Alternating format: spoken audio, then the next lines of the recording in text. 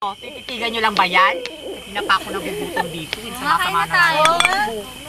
Yan. Tirahan nyo ako, ha? Paano ba kumain? Joke lang. Ayaw mo.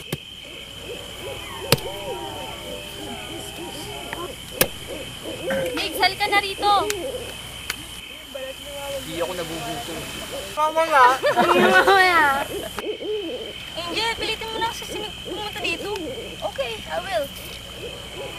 Uy, kinikilig ako.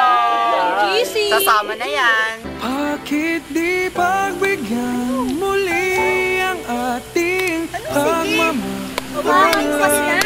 Mawawala ay di ba't sayang naman? Mix, pinapamigay ni Angel. Ay! Cheesy na.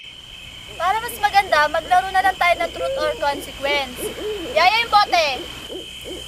Uy, prepared! Boom! Siyempre naman, Girl Scout kaya ako. O, luwang, maglalaro tayo eh. Ang hindi sumali kamukha ni Yaya. Ikaw naman? Ganun? Hala? Sa akin? Siyempre, Yaya, truth or consequence? Yaya. Teka, ano ba yun? Truth or consequence? Kasi nung bata ako, puro Barbie lang yung nilalaro ko eh. Ay naku, Yaya, huwag ka na nga, iba na lang. O, ko tingin na uli yan. Hindi ko talaga alam yan. Naku, si Yaya naman. Uy, Paolo, ikaw na. Ay, ako magtatanong. Truth or consequence? Truth. Oh, lalaki yan eh. Consequence. Oo, consequence, wala nang bawian yan ha. Mag-isip ko na magandang tanong. Tara na.